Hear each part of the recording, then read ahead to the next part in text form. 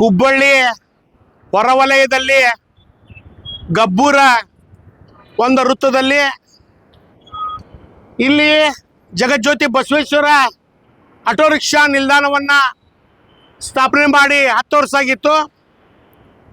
ರಾತ್ರೋರಾತ್ರಿ ನಮ್ಮ auto rickshaw ನಿಲ್ದಾಣ ಮತ್ತು ನಮ್ಮ ಬೆಳೆಸಿದಂಥ ಒಂದು ಗಿಡ ಮತ್ತು ಕನ್ನಡ ಬಾವುಟ ಕೂಡ ಕಟ್ಟಿದ್ದೀವಿ.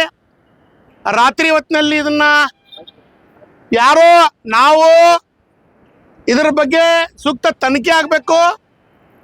ಇವತ್ತು ಗಾಡಿ ಆದೋಗಿದೆಯೋ ಏನು ಲಾರಿ ಆದಿದೆಯೋ ಅಥವಾ ಯಾರು ಬೇಕತ್ತ ಮಾಡಿದಾರೋ ಇದು ಕುಲ್ಲಂಕುಷವಾಗಿ ತನಿಖೆ ಆಗ್ಬೇಕಂತೇಳಿ ನಾನು ಈಗಾಗಲೇ ಕಸ್ಬಾಪ ಪೊಲೀಸ್ ಸ್ಟೇಷನ್ಗೆ ಮಾನ್ಯ ಇನ್ಸ್ಪೆಕ್ಟರ್ ಸಾಹೇಬರಿಗೆ ಸಿಬ್ಬಂದಿಯವರಿಗೆ ನಾವು ಮನವಿ ಮಾಡಿಕೊಂಡಿದ್ದೇವೆ.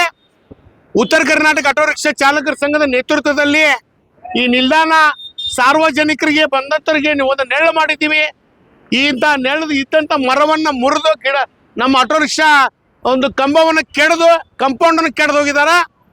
ಇದು ಕುಲ್ಲಂಕುಷವಾಗಿ ಗಾಡಿ ಏನರ ಹಾದಿದ್ರೆ ಆ ಗಾಡಿ ಯಾವ ಓನರ್ ಇರ್ತಾನೋ ಅವ್ರು ಕರೆಸಿ ತನಿಖೆ ಮಾಡಿಸ್ಬೇಕು. ಅಥವಾ ಯಾರಾದರೂ ಕಿಡಿಗೇಡಿಗಳು ಮಾಡಿದ್ರು ಕೂಡ ಅಂಥವ್ರು ತಂದು ಬಂಧಿಸ್ಬೇಕು. ಇದನ್ನು ಕೂಡಲೇ ಸಾಹೇಬರು ನಾವು ಈಗಾಗಲೇ ಮನವಿ ಮಾಡಿ ಕಂಪ್ಲೇಂಟ್ ಕೂಡ ಮಾಡಿದ್ದೇವೆ. ತನಿಖೆ ಮಾಡಿ ಇದನ್ನು ನಮಗೊಂದು ನ್ಯಾಯ ಕೊಡಿಸ್ಬೇಕಂತ ಹೇಳಿದ್ದೇವೆ. ನ್ಯಾಯ ಕೊಡಿಸಿದ್ರೆ ಹೋರಾಟಕ್ಕಿಂತ ಮಾಧ್ಯಮಕ್ಕೆ ವಿನಂತಿ ಮಾಡ್ತೇವೆ.